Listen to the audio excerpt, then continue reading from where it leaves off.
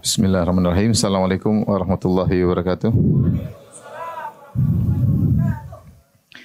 Alhamdulillahi ala ihsanih wa syukru lahu ala taufiqihi wa amtinanih wa asyhadu an la ilaha illallah wahdahu la syarika lahu ta'ziman li sya'nih wa asyhadu anna Muhammadan abduhu wa rasuluhu da'i ila ridwanih. Allahumma salli alaihi wa ala alihi wa ashabi wa ikhwani. Hadirin dan hadirat yang dirahmati oleh Allah Subhanahu wa taala, kita lanjutkan bahasan kita dari kitab Al-Kabair karya Al-Imam Al-Zahabi rahimahullahu taala, salah seorang ulama besar dari mazhab Syafi'i. Nama lengkapnya adalah Abu Abdullah Muhammad bin Ahmad bin Utsman ya Al-Zahabi.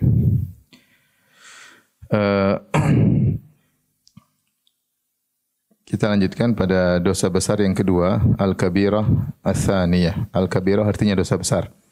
Al-Kabirah Ats-Tsaniyah, dosa besar yang kedua, qatlun nafs, yaitu membunuh jiwa yang diharamkan untuk dibunuh. Kemudian penulis rahimahullah membawakan dalil-dalil yang sangat banyak, baik dari Al-Quran maupun hadis-hadis Nabi. Kita akan bacakan satu demi satu ya. Yang pertama, qala Allah Ta'ala, Allah Subhanahu wa taala berfirman, "Wa may yaqtul mu'minan muta'ammidan", barang siapa yang membunuh seorang mukmin dengan sengaja, fajazauhu jahannamu khalidan fiha, maka balasannya adalah neraka jahanam, khalidan fiha, maka dia kekal di dalamnya. Wa ghadiballahu alaihi, dan Allah murka kepadanya, wa la'anahu, dan Allah melaknatnya, wa addalahu adzaban azima, dan Allah menyiapkan baginya azab yang pedih ya. Ayat ini sangat tegas bagaimana bahwasanya dosa membunuh orang lain dosanya sangat besar, karena Allah mengatakan fajaza'u jahannam, balasannya jahannam. Kemudian Allah mengatakan khalidan fiha, kekal di dalamnya. Kemudian Allah mengatakan Allah murka kepadanya, dan juga Allah melaknatnya, serta Allah menyiapkan bagi dia azab yang pedih ya. Dan kita tahu bahwasanya membunuh jiwa meskipun dia bukan meskipun dia dosa besar, tapi dia tidak mengeluarkan seorang dari Islam. Tidak mengeluarkan seorang dari Islam. Terlalu banyak ayat yang lain yang menunjukkan bahwasanya pembunuhan tidak mengeluarkan seorang dari Islam. Dia dosa besar tapi tidak membuat seorang keluar dari Islam ya. Seperti firman Allah Subhanahu wa taala, "Faman ufiya lahu min akhihi syai'un", barang siapa yang setelah membunuh saudaranya, membunuh orang mukmin yang lain, kemudian dia dimaafkan oleh saudaranya dari wali sayang orang yang terbunuh. Jadi kalau seorang membunuh orang lain, kemudian dia minta maaf karena membunuh orang lain, dia dimaafkan oleh wali al-maqtul, dimaafkan oleh walinya yang terbunuh. Allah mengatakan faman ufiya lahu min akhihi, barang siapa yang dimaafkan oleh saudaranya. Allah menamakan masih apa? Saudara. Berarti saudara seiman. Jadi meskipun dosanya sangat besar, namun tidak mengeluarkan seorang dari Islam ya. Kemudian juga Allah berfirman, wa in ta'ifatani minal mu'minina qatatalu fa aslihu bainahuma, jika ada dua kelompok yang saling perang-perangan di antara kaum mukminin, mereka saling membunuh, tapi Allah menamakan dua kelompok dari kaum apa? Mukminin. Berarti menunjukkan kalau terjadi pembunuhan dosanya sangat besar, namun tidak mengeluarkan seorang dari Islam. Karena meskipun telah saling bunuh-bunuhan, Allah masih mengatakan wa in ta'ifatani minal mu'minina qatatalu, jika ada dua kaum mukminin, kelompok dari kaum mukminin yang saling bunuh-bunuhan, saling perang, saling membunuh di antara mereka, tetap Allah namakan mereka dengan kelompok dari kaum mukminin. Demikian juga orang yang membunuh dengan sengaja, maka di hadapan dia ya diserahkan kepada walinya, maka walinya bisa membunuh orang tersebut ya. Bisa membunuh orang tersebut, jadi dikumpulkan semua ahli warisnya, ahli waris orang yang terbunuh. Kemudian kalau mereka ingin membunuh orang ini, maka orang ini harus dibunuh. Tapi kalau mereka maafkan, ya bisa dengan membayar kepada para wali sehingga tidak dibunuh. Dan Nabi SAW tidak memvonis orang tersebut sebagai orang yang kafir. Jadi intinya membunuh orang lain dosanya sangat besar namun tidak mengeluarkan seorang dari Islam. Tetapi dalam ayat ini Allah mengatakan fajaza'uhu jahannam khalidan fiha. Balasan bagi orang yang bunuh dengan sengaja maka dia di neraka jahanam kekal di dalamnya. Ini ayat dipegang oleh orang-orang Khawarij dan orang-orang Mu'tazilah seperti diriwayatkan dari Amr bin Ubaid, ya, tokoh Mu'tazilah, dia mengatakan seandainya Allah bertanya kepadaku, wahai Amr bin Ubaid, kenapa kau mengkafirkan orang yang membunuh? Aku akan katakan, ya Rabbku, sungguhnya engkau telah berfirman dalam Qur'anmu, ya, fajaza'uhu jahannamu khalidan fiha. Bahwasanya orang yang bunuh orang mukmin yang lain maka balasnya neraka jahanam dan dia akan kekal di dalamnya. Aku akan menjawab Allah demikian. Maka ada salah seorang yang hadir membantah, ya. Dia mengatakan, Allah akan membalasmu dengan Allah berkata, bukankah aku telah berfirman dalam ayat yang lain, ya. Innahu may yusyrik billah faqad innallaha la yaghfiru ay yushraka bih wa yaghfiru ma duna dzalika lima yasha. Sungguhnya aku tidak memaafkan dosa syirik dan aku mengampuni dosa selain apa? Kesyirikan bagi yang aku kehendaki. Dari mana kau tahu bahwasanya aku tidak berkehendak memaafkan si fulan? Maka terdiamlah Amr bin Ubaid, ya. Jadi meskipun zahir daripada ayat ini menunjukkan orang yang membunuh kekal dalam neraka jahanam, namun tidak boleh kita memahami ayat dari satu sisi aja. Kita harus menggabungkan dengan dalil-dalil yang lain.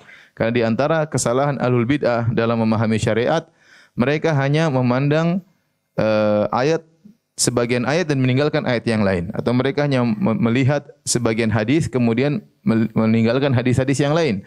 Adapun Ahlus Sunnah wal Jamaah tidak demikian. Ahlus Sunnah wal Jamaah mengumpulkan semua dalil kemudian dikompromikan, saling apa maksud dari ayat-ayat ini sehingga keluarlah kesimpulan yang benar, ya.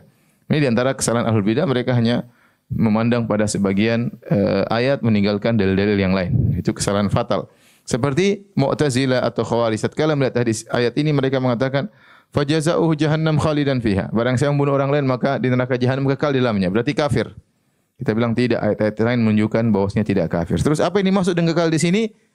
Kenapa disebut kekal dalam neraka jahanam? Maka banyak penafsiran.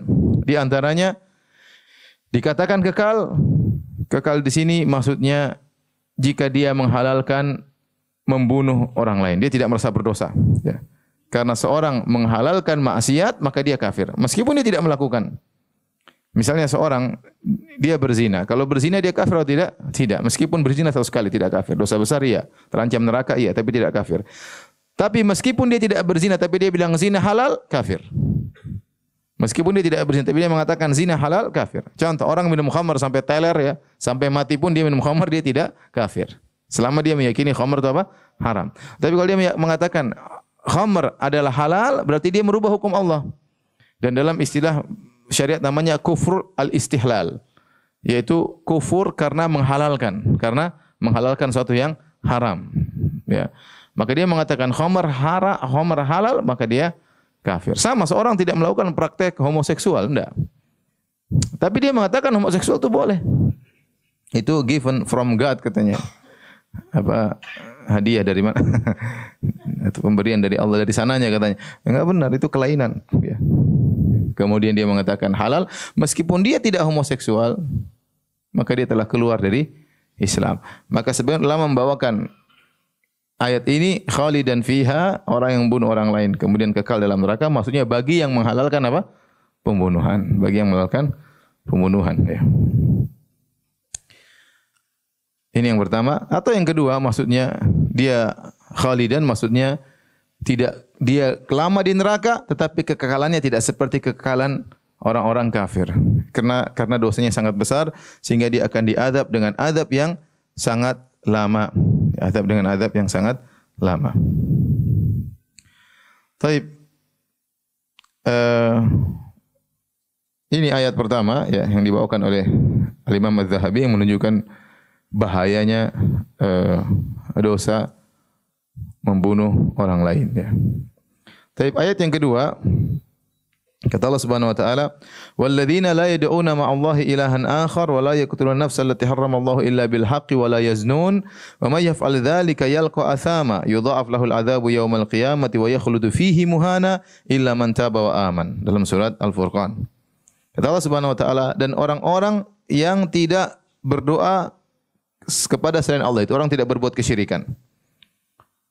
Ini ciri-ciri ibadur rahman. Apa ciri-cirinya di antaranya?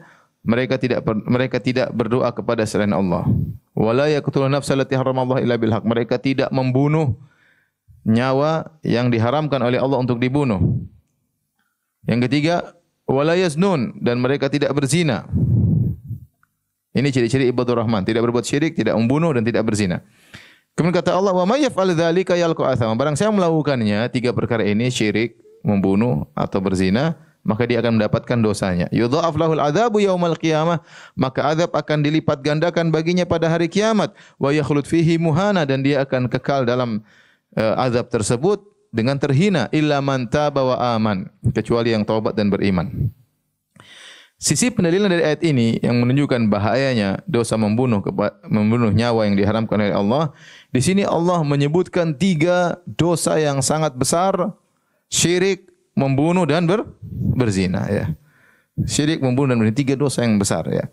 Terlebih lagi digandingkan dengan syirik kepada Allah Subhanahu wa taala.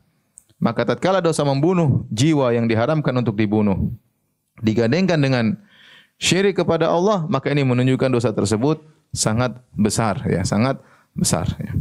Namun tadi kita jelaskan bahwasanya hal ini tidak mengeluarkan seorang dari Islam, ya. Baik.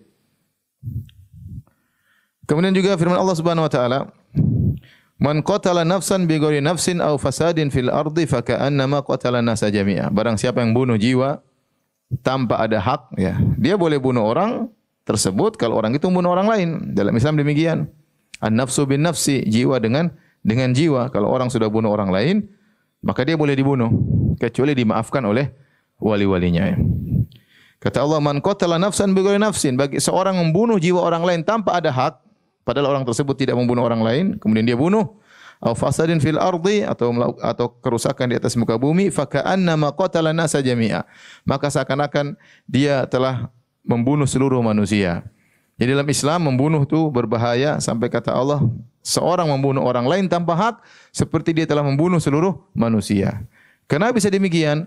Karena, ya, seorang kalau sudah menghalalkan darah seorang mukmin tanpa hak, maka bagi dia manusia yang lain juga semuanya sama.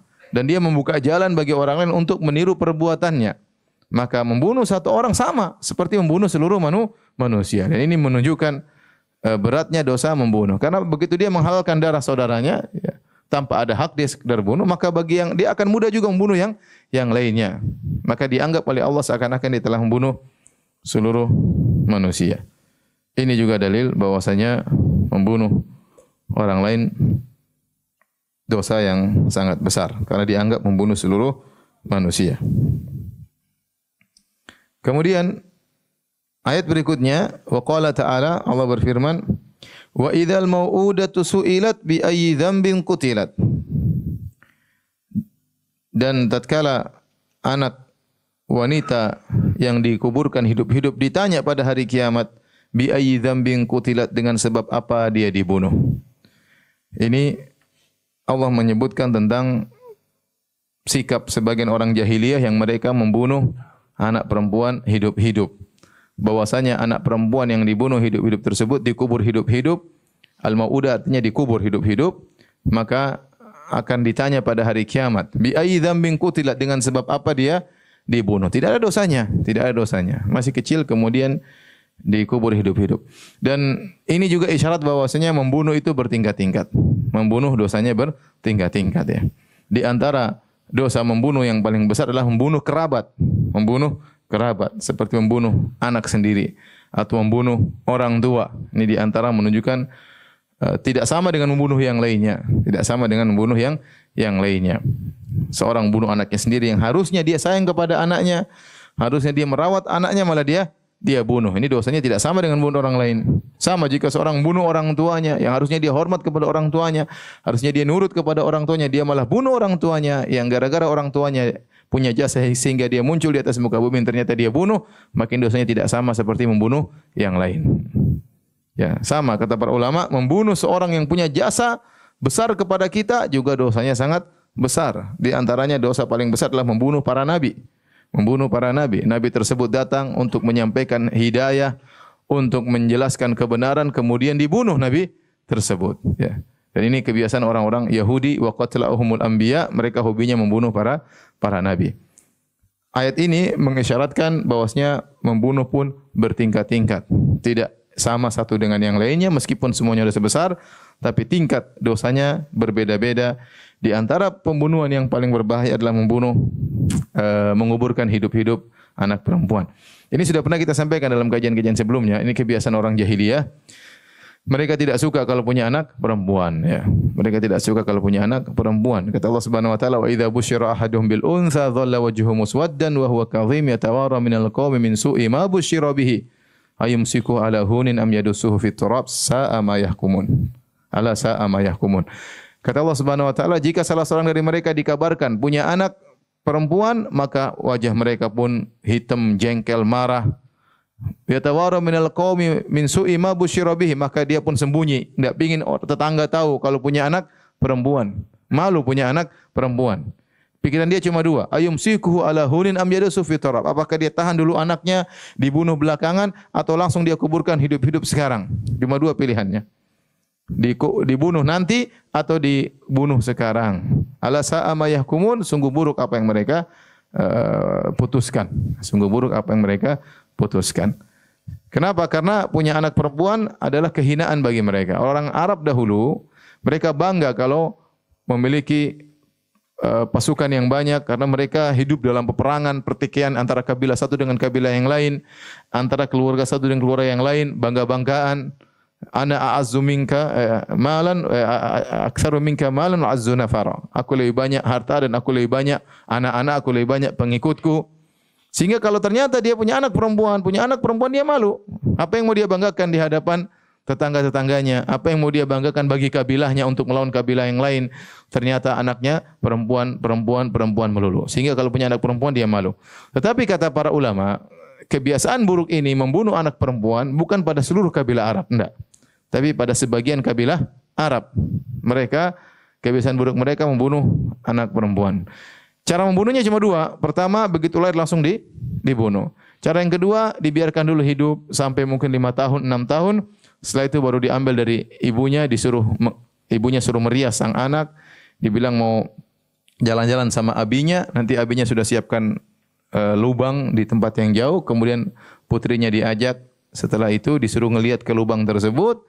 Kemudian didorong dari belakang, kemudian dikubur hidup-hidup. Itu kebiasaan jahiliyah. Dan ini tentu tidak sama dengan membunuh orang lain, membunuh kerabat sendiri, anak sendiri, dosanya lebih besar. Dan demikianlah ya, terkadang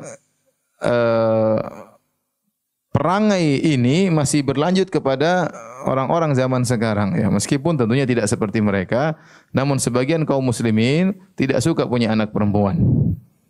Kalau dikabarkan kepadanya setelah di USG ternyata anaknya perempuan, maka sedih ya. Tadinya sayang sekali sama istrinya, ngidam minta apa saja pun dibelikan ya.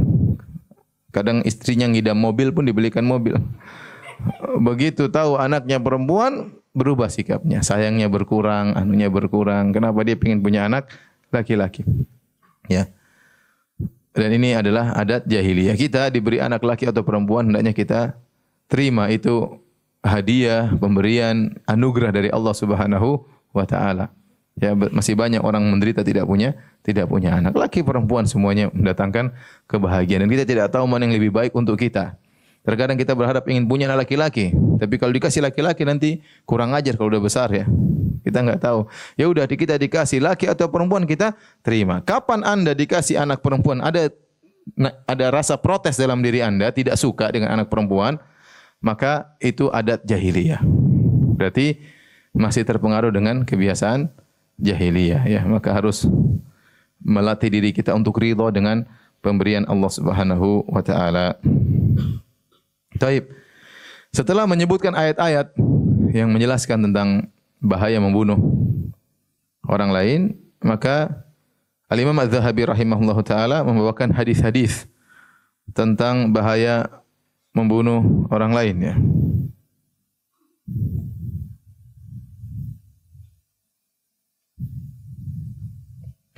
Hadis yang pertama, waqala Nabi sallallahu alaihi wasallam, Rasulullah SAW bersabda, ijtanibu sab'al mubiqat.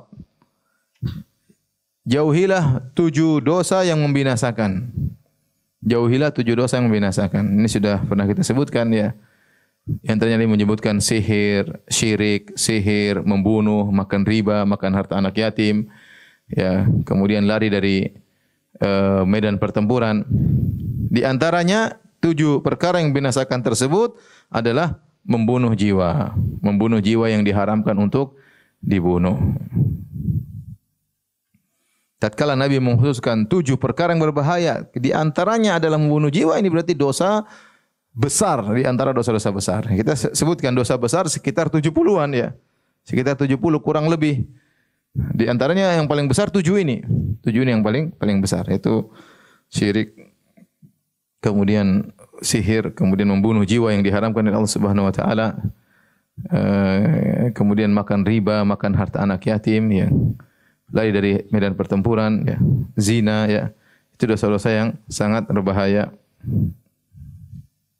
7 dosa tersebut, ya, waktu Nabi berkata, jauhilah 7 dosa besar yang membinasakan. Qalu ya Rasulullah wa ma hunna, apa saja? Kata Nabi sallallahu alaihi wasallam, asyirku billah.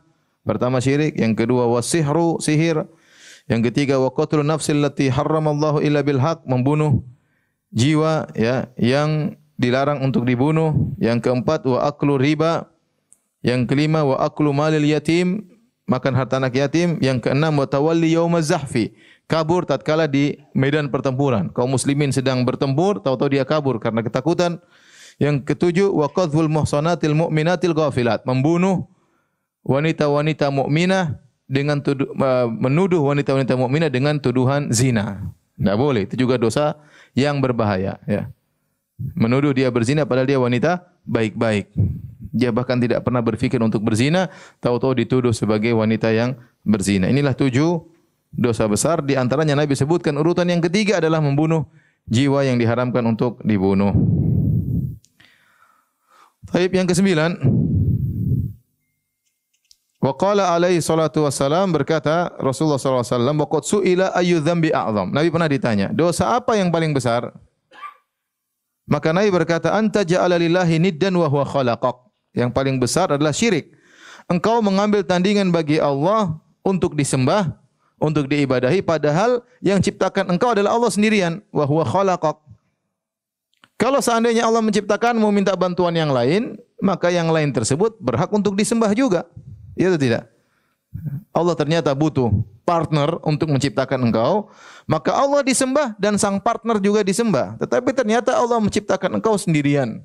Allah menciptakan engkau sendirian, Allah menciptakan alam semesta sendirian, Allah berikan sarana kepadamu sendirian, Allah memberikan rezeki kepadamu sendirian, kemudian kau beribadah kepada selain Allah Subhanahu wa taala. Kau mengambil tandingan bagi Allah. Maka ini yang disebut dengan syirik. Mengambil tandingan bagi Allah Subhanahu wa taala, sebagaimana kita telah jelaskan pada pertemuan yang pertama. Jadi saya sering sampaikan, syirik itu bukan berarti pindah agama, ya. Syirik itu bukan berarti tidak menyembah Allah. Tetapi syirik secara hakikat bahasa adalah engkau menyembah Allah dan engkau menyembah selain Allah. Itulah hakikat kesyirikan. Makanya disebut mengambil syarikat bagi Allah. Jangan kau sekutukan Allah. Manusia sekutukan Allah yaitu engkau menyembah Allah dan menyembah selain Allah, ya. Engkau berdoa kepada Allah tapi engkau berdoa juga kepada selain Allah, kepada Nabi Muhammad, kepada Nabi Isa, kepada wali-wali, ya. Engkau menyembelih untuk Allah tatkala Idul Adha, engkau juga menyembelih kepada selain Allah tatkala pergi ke dukun atau yang lainnya. Itu namanya syirik. Ya, syirik, ya. Kemudian ditanya, "Tsumma ayun?" Kemudian dosa apa lagi, ya? Dosa apa lagi? Sebagian orang ya bertanya, "Ya Ustaz, kenapa syirik begitu parah?" Ya. Padahal apa sih kenapa syirik dianggap besar oleh Allah Subhanahu wa taala? Ya jawabannya mudah, bahwasanya syirik berkaitan dengan hak Allah Subhanahu wa taala. Dosa-dosa yang lain, membunuh, berzina, merampok, itu berkaitan dengan hak manusia. Ya, tetapi kalau syirik hak Allah yang tidak boleh kau langgar. Hak Allah yang tidak boleh kau langgar. Gambaran, saya sering kasih gambaran sederhana. Ya, misalnya kau punya anak, istrimu yang melahirkan anakmu, kemudian kau rawat sampai kau berhutang untuk bisa membiayai anakmu. Anakmu sakit, kau yang biayai, mungkin kau jual sawah, mungkin jual mobil ya. Semua yang bisa dijual untuk membiayai sang anak. Kemudian sekolah butuh biaya, kau utang-utang di bank misalnya sampai masuk dalam riba demi sang anak. Sampai saat anak selesai kuliah, tahu-tahu dia sudah berhasil jadi orang, tiba-tiba dia berbakti kepada orang lain. Kira-kira gimana? Ya kurang ajar ini. Mending mati dari dulu di awal. Ya. Yang biayai kamu, yang melahirkan kamu, yang produksi kamu. Setelah itu dia udah besar, dia berbakti kepada orang lain. Dia lebih sayang kepada wanita lain. Ya. Tidak usah jauh-jauh. Sekarang misalnya menikah. Seorang laki menikah dengan seorang wanita. Dia punya ibu, dia punya mertua. Terkadang dia mensikapi mertua sama saja dengan sang ibu. Ibu kalau tahu marah atau tidak?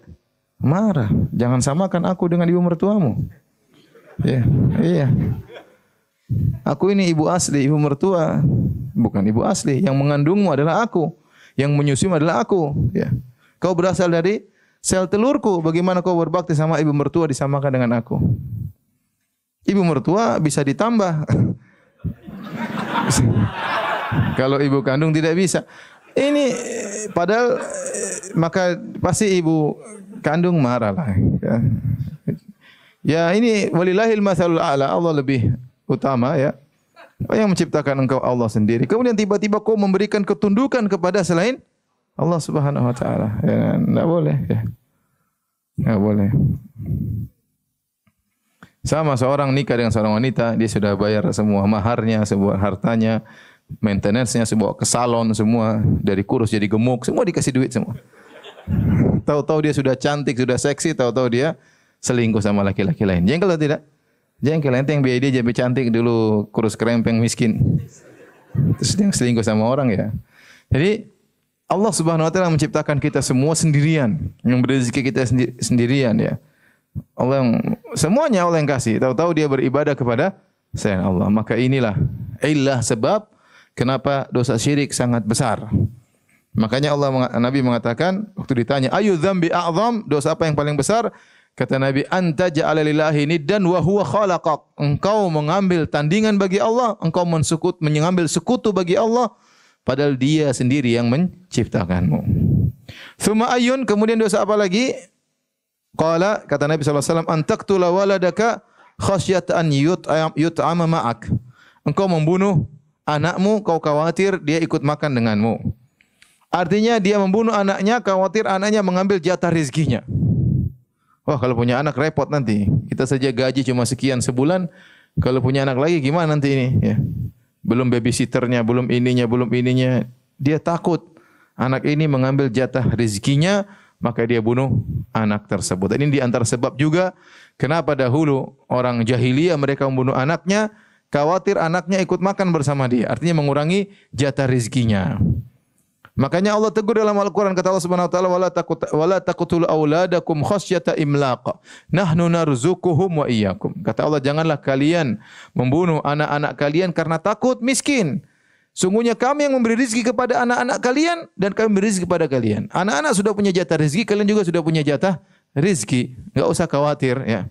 Masing-masing sudah ada jatah rezekinya. Sang anak tidak akan mengambil jatah bapaknya. Ya.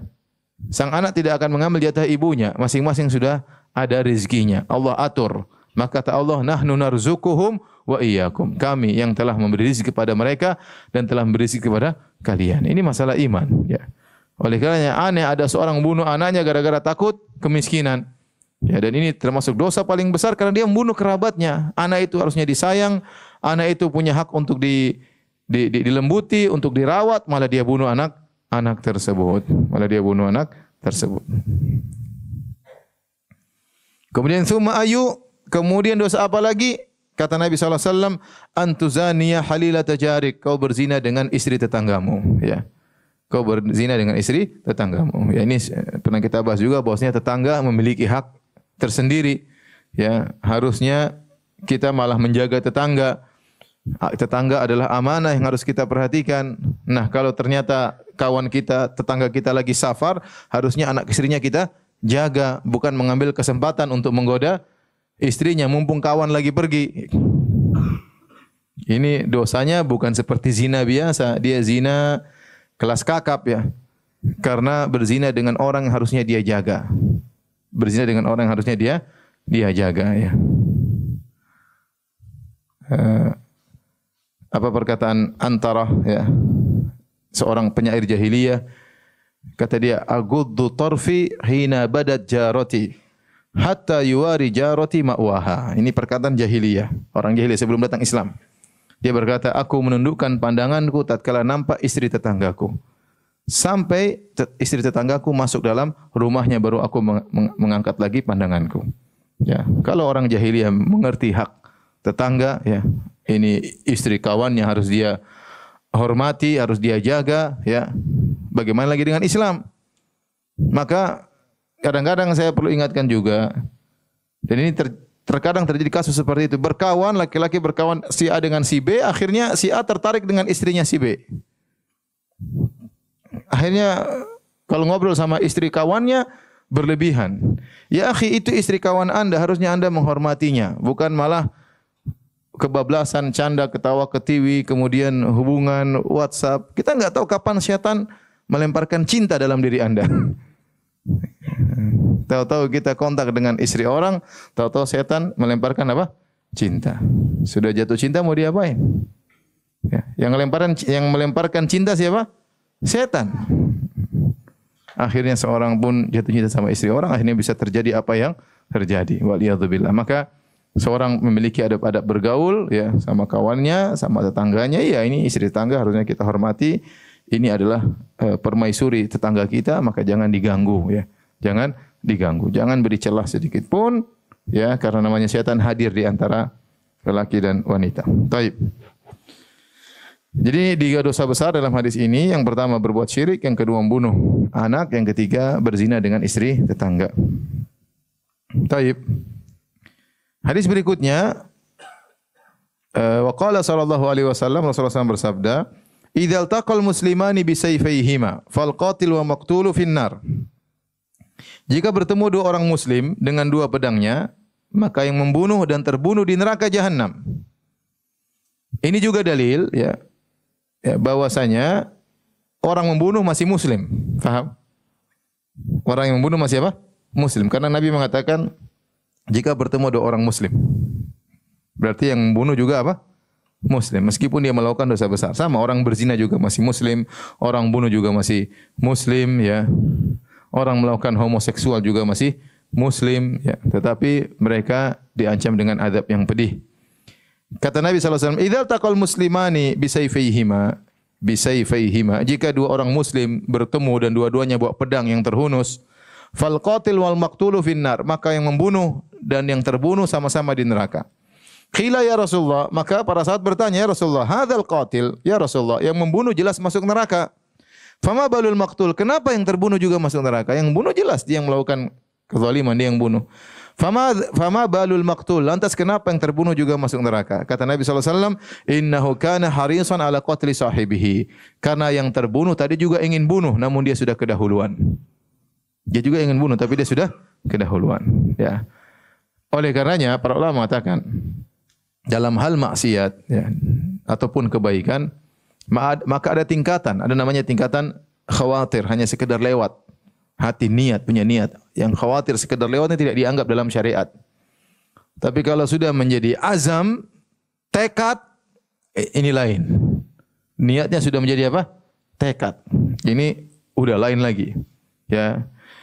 Kemudian kalau sudah melakukan sebab usaha, maka hukumnya sudah sama seperti melakukan.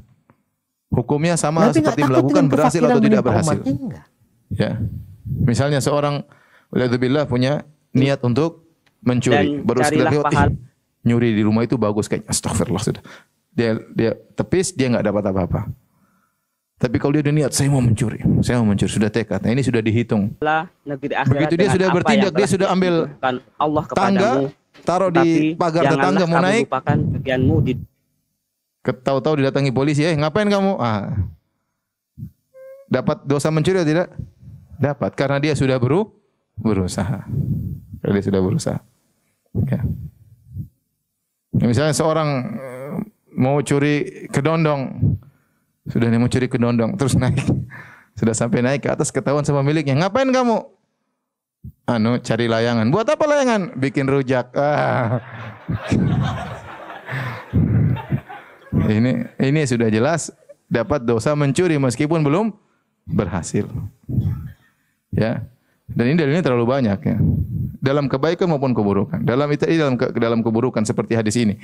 Jika bertemu dua muslim dengan dua pedangnya, maka yang bunuh terbunuh sama masuk neraka. Kenapa? Sama-sama sudah berusaha, tetapi yang satu kedahuluan tewas. Meskipun dia tidak berhasil, dia dianggap juga telah membunuh saudaranya. Dua-duanya di neraka jahanam.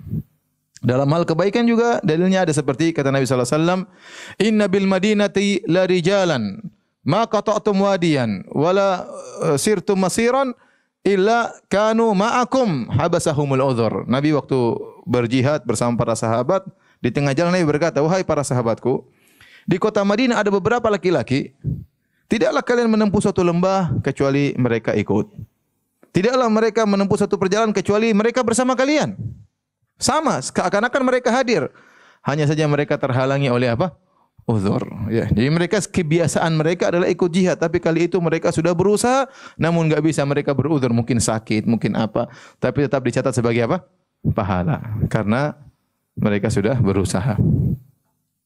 Jadi ini dalil bahwasanya seorang kalau sudah berusaha, tekad dibarengi dengan usaha, maka hukumnya sama seperti telah berhasil, meskipun tidak berhasil, ya. Maka misalnya sebagian jomblo-jomblo ya, kemudian buka internet, ingin buka situs-situs yang terlarang, ya. Ternyata diblokir, ya. Tetap saja dapat dosa, meskipun tidak berhasil. Karena dia sudah berusaha. Qadarullah diblokir. Kenapa? Dia sudah berusaha. Usahanya atau tidak? Ada usaha. Sudah menyendiri di pojok ya. Kemudian sudah buka ya. Sudah pakai VPN dan segalanya. Ternyata tidak berhasil. Ya sudah ya. Itu namanya sudah berusaha. Mau berhasil enggak berhasil tetap dapat dosanya. Tetap dapat dosanya sebagaimana kalau dia berhasil. Tapi intinya ini dalil bahwasanya orang yang berusaha membunuh saja meskipun tidak berhasil di neraka jahanam. Orang yang berusaha membunuh saja meskipun tidak berhasil, baru tekad berusaha, tidak berhasil tetap di neraka jahanam. Mengerikan. Makanya hindari namanya pertikaian antara muslim dengan muslim ya. Bahaya. Apalagi di zaman fitnah.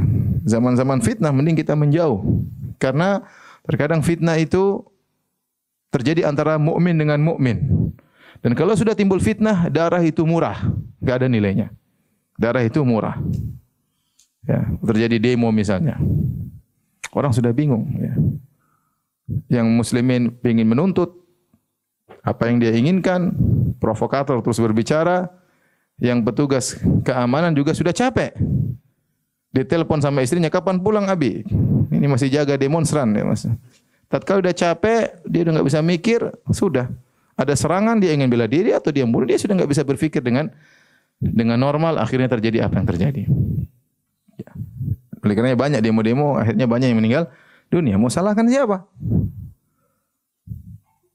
Seandainya kita di posisi demonstran ya susah juga, kita di posisi petugas keamanan juga apa susah. Sama-sama muslim masalahnya. Sama-sama mukmin.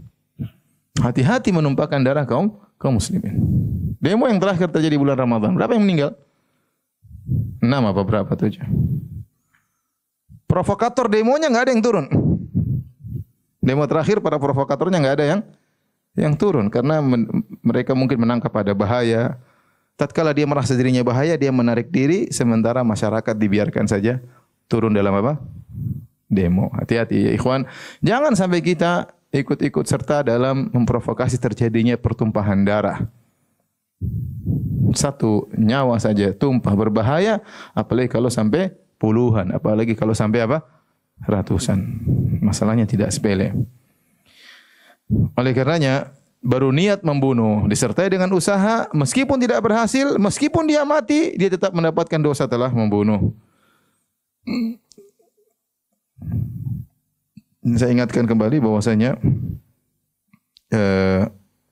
di zaman fitnah, ya, di zaman fitnah jauhilah medan fitnah, jangan sampai kita nimbrung dalam hal tersebut, ya. Dalam hadis Rasulullah SAW menjelaskan, jika terjadi fitnah, kun ya Abdullah maktulan wala takun qatilan. Jadilah engkau hamba yang terbunuh, jangan sampai kau menjadi hamba yang membunuh. Mending kita datangi orang dibunuh orang daripada kita membunuh orang.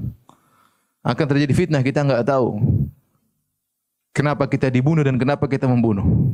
Dan itu terjadi, ikut-ikutan, enggak tahu. Tadi diajak orang ini apa, ikut sana, ikut sini, enggak tahu kenapa saya harus membunuh. Yang dibunuh pun tidak tahu kenapa saya harus dibunuh. Sekarang fitnah, seperti saya punya kawan dari Libya, dokter. Saya ketemu dia, saya bilang, ya akhi, nanti enggak pulang. Kata dia, Firanda, saya mau pulang bagaimana? Fitnah sekarang di Libya. Saya pulang bisa jadi saya dibunuh dan saya tidak tahu kenapa saya dibunuh. Dan itu terjadi, banyak orang tahu-tahu ditembak, dia tidak tahu salahnya apa. Karena sudah fitnah, nyawa itu apa? Murah. Nyawa itu murah. Tidak ada yang bisa mengontrol dirinya. Maka jauhilah dari segala fitnah yang bisa menimbulkan pertumpahan darah. Karena masalah darah bukan masalah sepele. Baik, kita lanjutkan hadis nomor 11. Wa qala sallallahu alaihi wasallam, Rasulullah SAW bersabda, la yazalul mar'u fi fushatin fi dinihi ma lam yatanadda bidamin haram. Dalam riwayat malam yusib daman haraman, yaitu selalu seorang dalam kelonggaran dalam agamanya. Dalam kelonggaran dalam agama, istilahnya dia bisa mendapatkan rahmat dari Allah, mudah mendapatkan ampunan Allah, mudah diampuni oleh Allah Subhanahu wa taala. Malam yatanadda bidamin haram, selama dia tidak menyentuh basahnya darah yang haram. Ya, karena orang biasa membunuh, biasanya kecipratan darah orang yang dia bunuh, ya. Kata Nabi, selama dia tidak menumpahkan darah yang haram, selama dia tidak mengenai darah yang haram, selama dia tidak memegang basahnya darah yang haram, maka dia masih dalam kelonggaran dalam agamanya. Mudah diampuni oleh Allah, mudah dirahmati oleh Allah Subhanahu wa taala. Tapi kalau dia sudah menumpahkan darah, ini sulit. Sulit. Bukan berarti dia tidak bisa dimaafkan, tapi sulit. Sulit dimaafkan, sulit mendapatkan rahmat. Kenapa ikhwan? Ya. Jadi Ibnul Qayyim rahimahullahu taala menyebutkan orang yang pembunuh berkaitan dengan dia 3 hak, ya.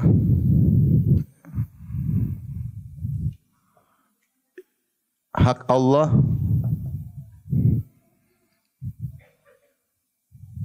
saya mau tulis karena papan tulis sudah disediakan, kan? Enggak enak enggak dipakai. Hak Allah, kemudian hak para wali yang terbunuh, auliyaul maqtul. Yang ketiga, hak yang terbunuh,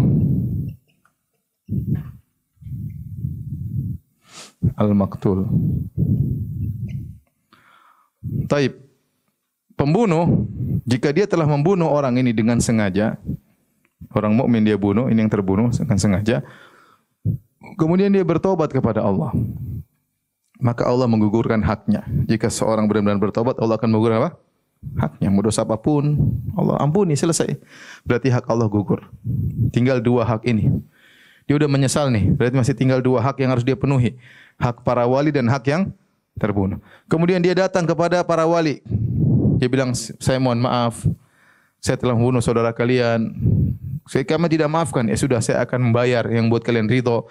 Saya membayar misalnya 20 miliar. Yang penting saya tidak dibunuh. Karena kalau mereka enggak setuju, dia dibunuh. Paham? Kalau mereka enggak setuju, dia dibunuh. Ya. Maka dibayar misalnya 20 miliar. Ini terjadi di Arab Saudi seperti itu. Saya pernah dengar cerita seorang kawan waktu naik mobil, cerita pernah seorang Saudi membunuh seorang Mesir. Ya, ribut-ribut kemudian dia bunuh. Mesir tersebut kerja di Arab Saudi. Akhirnya minta maaf, tidak dikasih. Akhirnya dia minta bayaran, kalau tidak salah 7 juta real. 7 juta real, kalau 1 juta real kira-kira 4 miliar, berarti kali berapa? 4 kali 7, ya 20 28, 25 miliaran lah ya. Akhirnya mereka kumpulkan uang dari kabilah semua. Kumpulkan uang kemudian mereka bayarkan. Lolos. Tapi jadi masalah. Berarti ini haknya sudah hilang kan? Jadi masalah hak ini. Ini yang jadi masalah. Kita enggak tahu bagaimana dia. Apakah dia bisa minta maaf sama yang sudah dia bunuh? Sudah mau minta maaf gimana caranya? Sudah mati.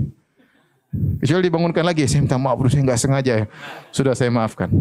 Ini di antara yang mengatakan orang semakin dalil bahwasanya orang kalau sudah membunuh repot. Karena orang ini dia baru tahu dia maafkan tidak kalau pada hari kiamat. Mengerikan. Kau cabut nyawanya subhanallah. Kau bunuh dia ya. Kau buat istrinya jadi janda. Kau buat anak-anak jadi apa? Anak yatim. Kau jadikan orang tuanya menangis. Enggak gampang. Ya. Enggak gampang ya. Kau melukai badannya jadi tersakiti apalagi kau bunuh nyawanya. Tapi saya bilang kalau sudah masa fitnah, nyawa darah itu murah ya. Darah itu murah. Kita kadang masalah di tanah air ini darah itu apa? Murah banget ya. Orang begal di mana-mana dan bunuh dia. Tapi kalau ditegakkan syariat Allah Subhanahu wa taala, ya. Barang siapa membunuh maka dibunuh juga, orang mikir-mikir. Karena dia tahu kalau dia membunuh dia akan dibunuh. Tapi kalau dia tahu dia dibunuh hanya di penjara, ya bunuh aja enggak ada masalah. Bunuh nanti di penjara bayar sipir gampang. Selesai, apalagi kalau dia orang kaya. Ya. Sehingga nyawa menjadi murah padahal dia dosa sangat besar. Ya, lebih baik menjadi yang terbunuh daripada yang membunuh. Jadi ini yang menjadikan orang kalau sudah membunuh dia berada dalam kesempitan dalam agamanya. Ya. Tetapi kata Ibnu Al-Qayyim rahimahullah taala, seandainya dia benar-benar pembunuh, benar-benar bertobat kepada Allah, menyesali, benar-benar dia tobat, maka pada hari kiamat hak yang terbunuh tidak akan dihilangkan oleh Allah, tapi Allah yang bayarkan. Allah yang bayarkan dengan syarat dia benar-benar apa? Taubat kepada Allah. Tapi jangan coba-coba deh masalah ini. Ya, jangan coba-coba numpahkan darah orang ya. Masalahnya panjang pada hari kiamat. Nanti akan kita lihat ya.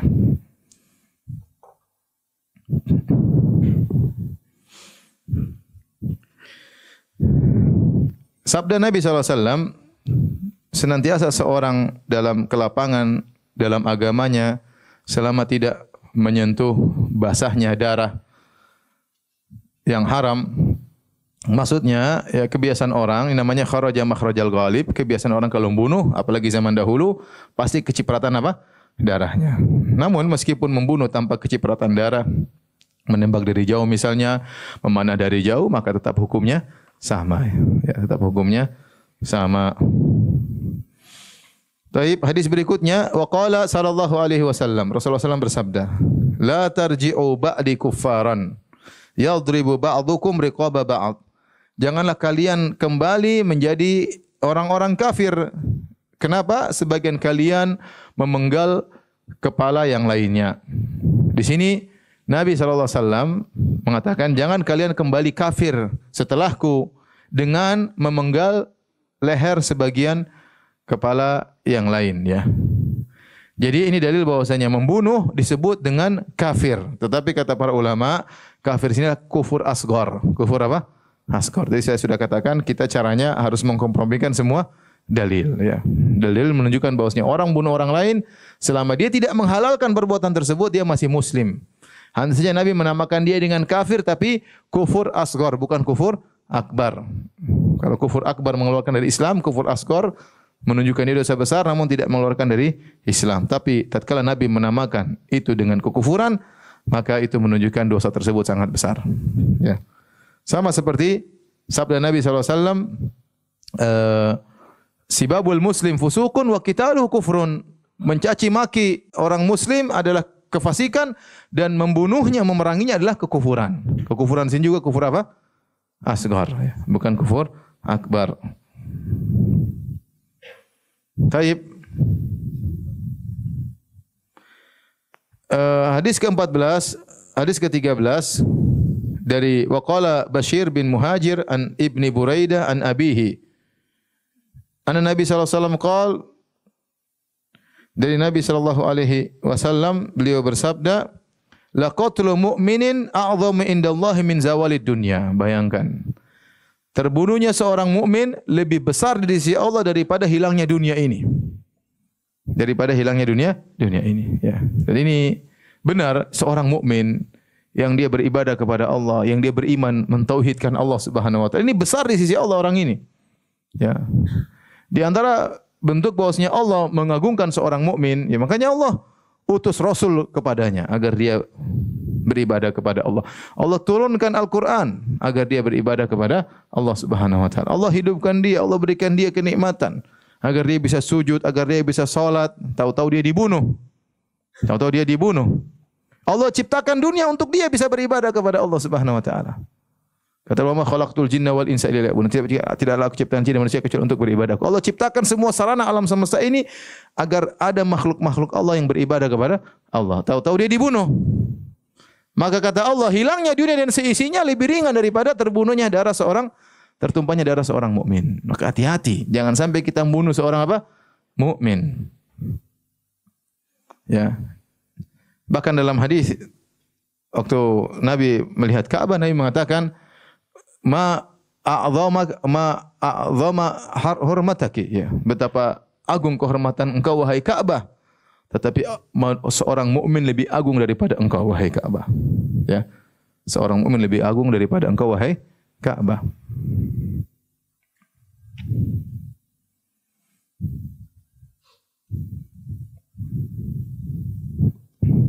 Taib. Yang ke-14, wa qala alaihi salatu wassalam, la yazalul mar'u fi fushatin min dinihi ma lam yusib daman haraman. Ini dalam lafal yang lain tadi sama.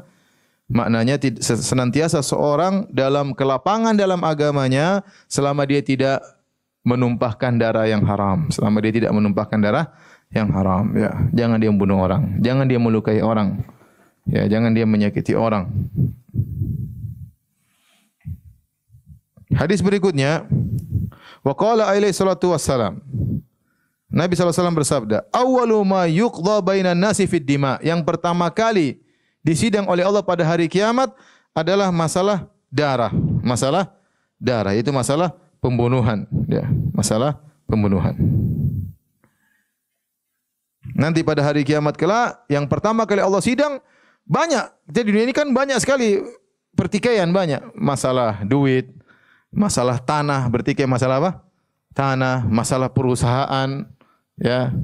Banyak permasalahan kita bertikai. Tapi yang pertama kali disidang oleh Allah adalah masalah darah, masalah pembunuhan. Yang terbunuh nanti membawa yang membunuh. Dia gandeng bawa ke depan Allah, dia mengatakan, "Ya Rabbi, hadza qad qatalani." Ya Rabbku, si fulan ini bunuh saya di dunia. Allah sidang hari itu. Ini yang pertama kali Allah sidang. Adapun hadis, ya, Allah awwalu ma yuhasabu bihil abdu min amalihi salat. Yang pertama kali Allah hisab pada hari kiamat dari amal seorang hamba adalah salat. Itu berkaitan antara seorang dengan hak Allah. Yang pertama dihisab adalah apa? Salat. Tapi kalau berkaitan antara hak manusia dengan yang lainnya, maka yang pertama kali dihisab adalah masalah darah, masalah pembunuhan. Dan ini menunjukkan ini perkara sangat besar. Dosanya bukan dosa sepele. Ya. Dosanya bukan dosa sepele. Akhi, kita ditonjok orang aja, benjol kita jengkel atau tidak? Jengkel. Apalagi dibunuh. Akhi dibunuh, anak bagaimana, istri bagaimana, kakak menangis, ibu menangis. Gimana kita enggak jengkel? Ya. Maka pada hari kiamat ini yang pertama kali diurus oleh Allah Subhanahu wa taala. Maka seorang hati-hati jangan sampai dia membunuh orang lain. Kemudian hadis yang berikutnya, wa qala Firas an Sya'bi an Abdullah bin Amr radhiyallahu ta'ala anhuma qala Rasulullah sallallahu alaihi wasallam, Rasulullah sallallahu bersabda, akbarul kabair al-isyraku billah. Yang paling dosa paling besar adalah berbuat syirik, wa qatlun nafsi, membunuh jiwa, wa uququl walidain, dan durhaka kepada kedua orang tua. Subhanallah, Imam Az-Zahabi menyebutkan banyak sekali dalil, ya. Kita baca satu demi satu, ya. Ini menunjukkan agungnya, bahayanya dosa membunuh orang lain. Wa qala Humaid bin Hilal, nabba'ana Nasr bin Asim, nabba'ana Uqbah bin Malik, ani Nabi sallallahu alaihi wasallam. Dari Nabi sallallahu alaihi wasallam beliau bersabda, "Innallaha aba alayya man qatala mu'minan." Sungguhnya Allah Subhanahu wa taala, ya, ya enggan untukku, ya enggan untuk mengabulkan permohonanku kepada orang yang membunuh seorang mukmin. Artinya Nabi ingin agar orang pembunuh dimaafkan oleh Allah, tapi Allah enggan, Allah tidak mau. Ini hadisnya, ya. Saya bacakan hadisnya. Panjang. Ini hadis riwayat Imam Hakim rahimahullah taala dari hadis Uqbah bin Malik. Kata Uqbah bin Malik, ba'atha Rasulullah sallam sariyatan fa'agharu ala qaumin. Rasulullah mengirim pasukan, sariyah pasukan kecil. Nabi tidak ikut, ada namanya Ghazi atau Guzat, ada yang namanya sariyah. Kalau Ghazwah itu Nabi ikut dalam peperangan tersebut. Kalau sariyah Nabi tidak ikut dalam pasukan tersebut. Nabi kirim sariyah, fa'agharu ala qaumin, tiba-tiba mereka menyerang suatu kaum, fashadda rajulun minal qaum. Ada yang lari dari kaum yang diserang tersebut. Ini orang musyrikin mungkin diserang oleh kaum muslimin. Satu orang kabur. Fattaba'u rajulun minas sariyah, maka orang ini dikejar oleh seorang mukmin dari seorang muslim yang dari pasukannya kaum muslimin, ma'ahu sayf syahir, sambil menghunuskan pedangnya. Faqala syadh minal qaum, kemudian sudah didapati, maka orang yang kabur ini berkata, "Ini muslim, saya seorang muslim."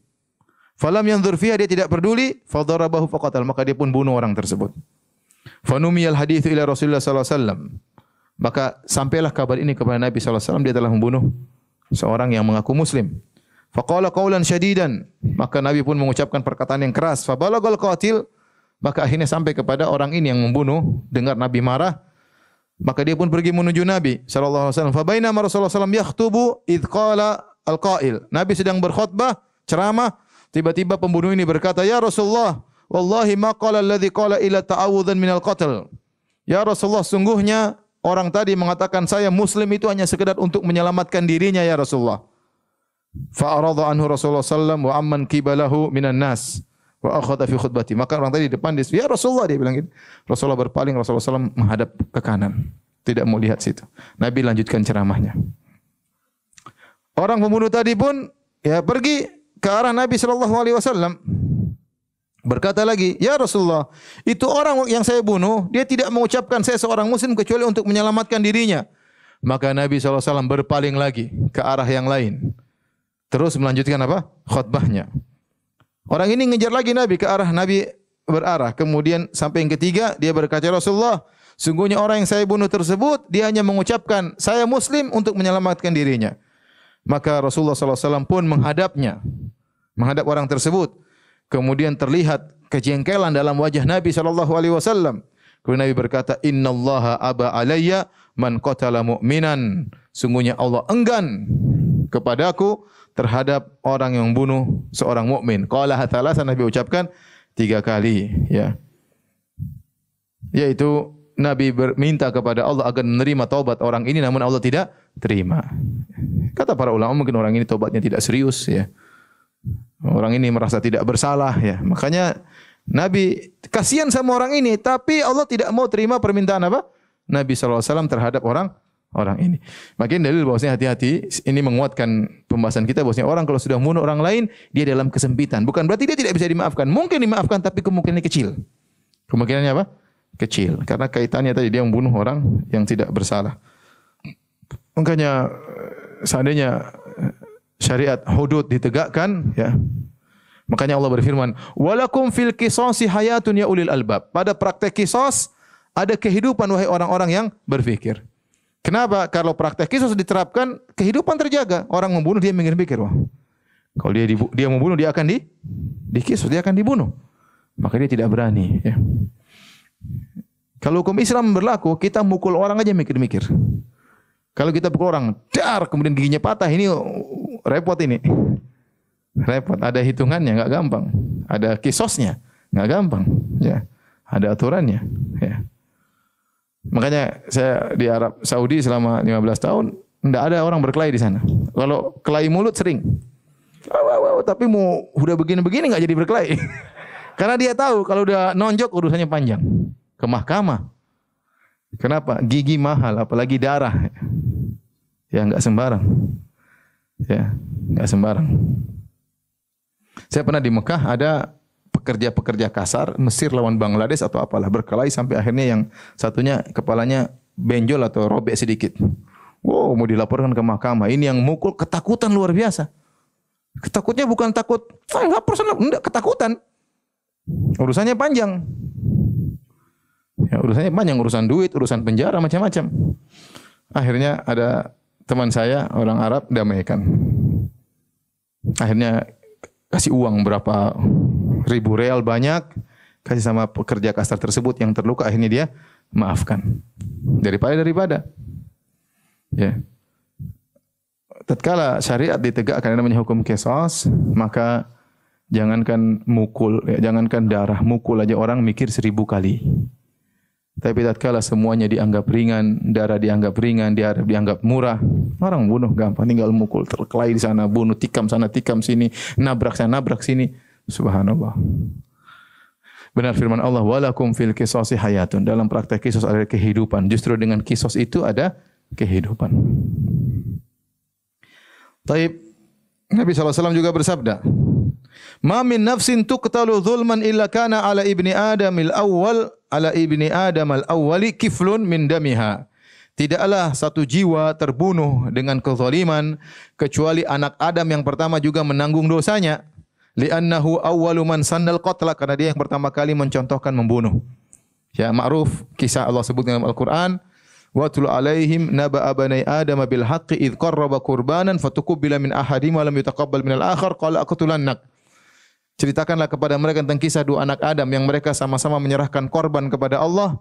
Ternyata satu diterima korbannya, satu tidak diterima. Akhirnya yang tidak diterima hasad. Dia berkata, qala la aqtulannak, sungguh aku akan bunuh engkau. Akhirnya dia bunuh. Inilah manusia pertama yang melakukan pembunuhan. Tadinya dia tidak tahu cara membunuh, tapi syaitan mengajarkan akhirnya dia bisa membunuh. Setelah itu seluruh kejadian pembunuhan di alam semesta ini dosanya dipikul sama dia. Karena dia yang pertama kali mencontohkan. Disebut dengan dosa jariyah. Apa? Dosa jariyah. Dosa jariyah. Ya. Jadi dalam Islam ada namanya pahala jariyah, ada namanya dosa jariyah. Hati-hati seorang melakukan dosa jariyah. Ya. Apakah membunuh, apakah maksiat, apakah narkoba, apakah yang lainnya. Ya. Maka mengerikan orang-orang yang kemudian pemain film yang terbuka auratnya, jadi film legendaris, Masya Allah.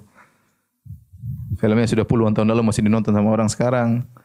Atau pemusik yang mengajarkan musik-musik yang hukumnya haram, kemudian jadi lagu legendaris. Waduh, repot juga. Dia udah meninggal, masih orang menikmati musik-musik tersebut, maksiat jalan terus ya. Itu namanya dosa jariyah. Taib, berikutnya wa an Ibnu Umar an Nabi sallallahu alaihi wasallam, dari Ibnu Umar dari Nabi sallallahu alaihi wasallam, beliau bersabda, man qatala mu'ahadan lam yurah raihatal jannah wa inna rihahatu jadu min masirati arba'ina aman. Barang siapa yang membunuh orang kafir mu'ahad, ya. Orang kafir ada 4 model.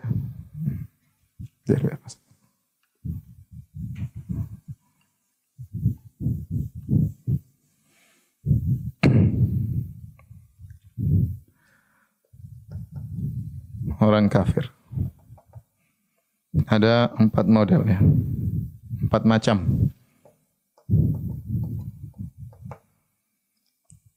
Yang pertama namanya kafir zimmi. Yang kedua namanya kafir mu'ahad.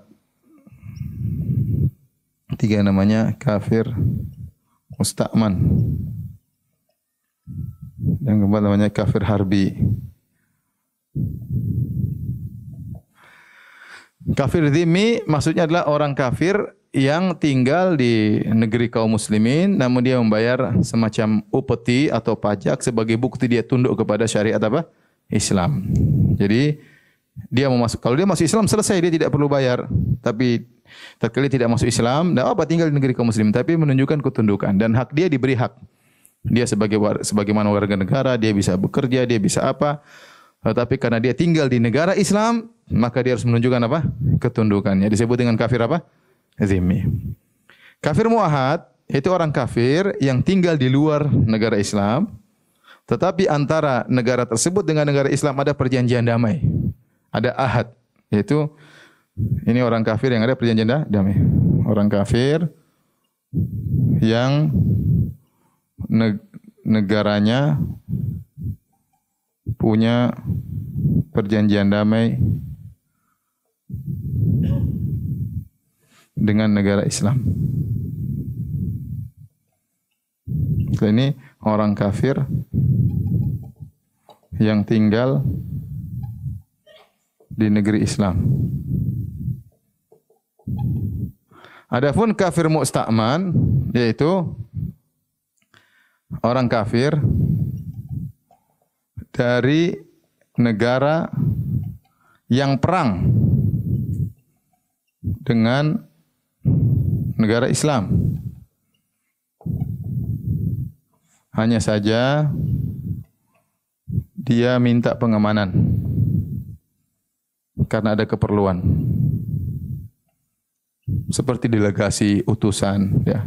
Perang tapi negara kafir kirim delegasi ke negara Islam, maka dia harus diamankan. Namanya kafir yang diaman, musta'man. Kafir harbi yaitu yang perang. Taib. Ini tiga semuanya tidak boleh dibunuh. Ini semua tidak boleh dibunuh. Tidak boleh dizolimi. Hanya ini yang boleh dibunuh. Hanya ini yang boleh dibunuh.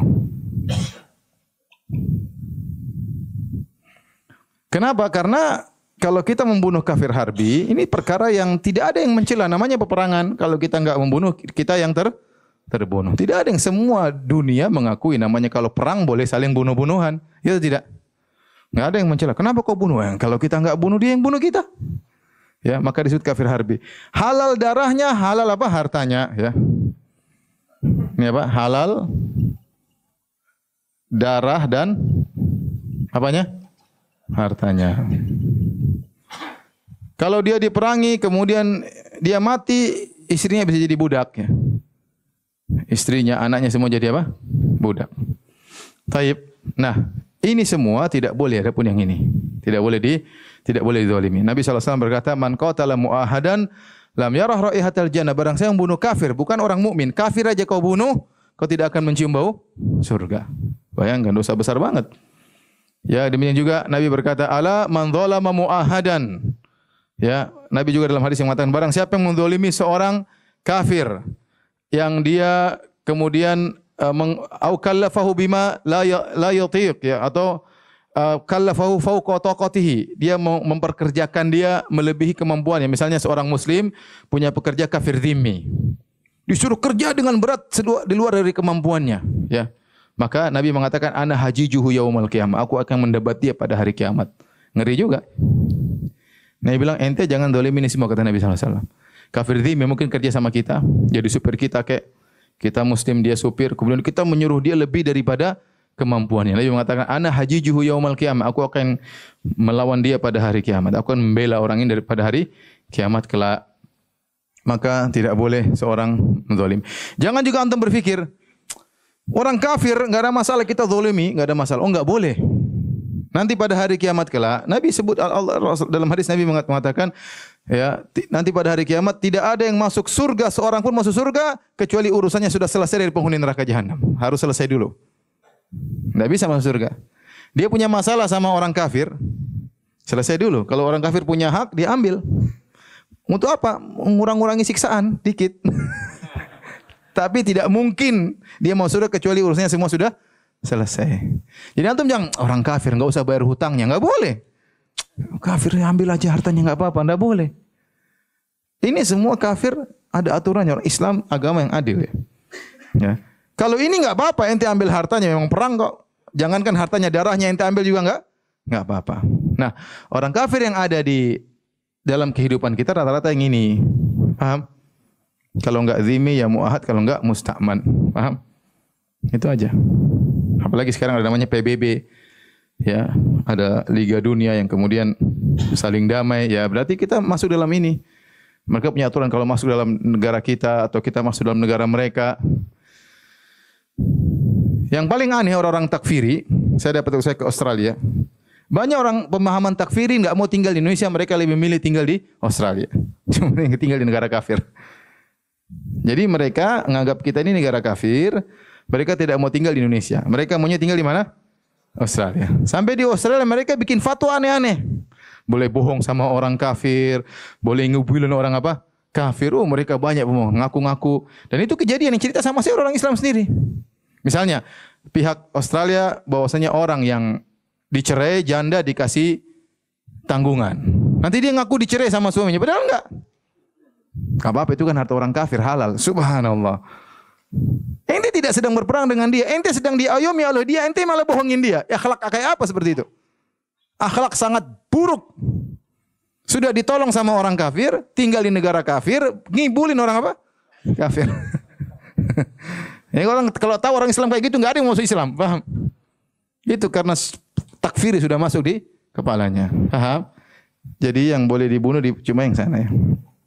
Makanya dulu sempat ada kelompok yang namanya NII ya. Tinggal di sama-sama kita satu kompleks. Subhanallah. Itu ikhwan itu istrinya suka nyolong. Kenapa? Karena dia menganggap semua harta selain dia apa? Halal. Semua orang kafir. Kadang dan kejadian dia masuk di supermarket dia nyolong. Subhanallah. Dia menganggap semua harta selain dia harta apa orang? Orang kafir. Orang kafir halal. Padahal yang halal cuma yang harbi. Ini semua haram, enggak boleh ente ambil hartanya. Apalagi yang ditumpahkan darahnya ya. Ya, seperti itu ya. Jadi yang halal itu cuma yang kafir harbi. Saya pernah ketemu dengan seorang yang sadar. Dia juga gitu memahami selain kelompok dia semuanya kafir. Dia berkata, dia berkata, Ustaz, saya dulu waktu masih dalam kelompok tersebut, saya sering makan kue 5, saya bayar 2, Ustaz. Tapi itu saya masih baik, saya bayar 2. Harusnya tidak bayar juga nggak apa-apa, cuma takut ketahuan. Jadi makan berapa? 2. Padahal dia makan apa? 5. Karena dia meyakini semua harta selain dia hukumnya apa? Halal. Karena nggak pernah belajar ya begitu jadinya ya. Bahlul ya. Repot. Baik. Kita lanjutkan. Wa an Abi Hurairah radhiyallahu anhu, bayangkan sini kata Nabi, wa inna rihaha tujadu min nusrati arba'ina aman. Sungguhnya bau surga itu terciumkan dari jarak 40 tahun perjalanan. Bayangkan, 40 tahun belum sampai surga sudah kecium apa? Baunya. Masya Allah, surga ya. Dari jarak 40 tahun perjalanan sudah kecium apa? Baunya. Belum kalau udah masuk ya. Saya sering kalau baca hadis ini saya ingat kalau saya di Masjid Nabawi, misalnya musim panas, kita belum masuk di pintu, baru jarak 100 meter sudah kerasa apa?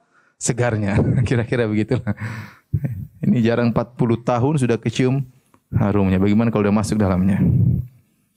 Harumnya bidadari sudah kecium dari.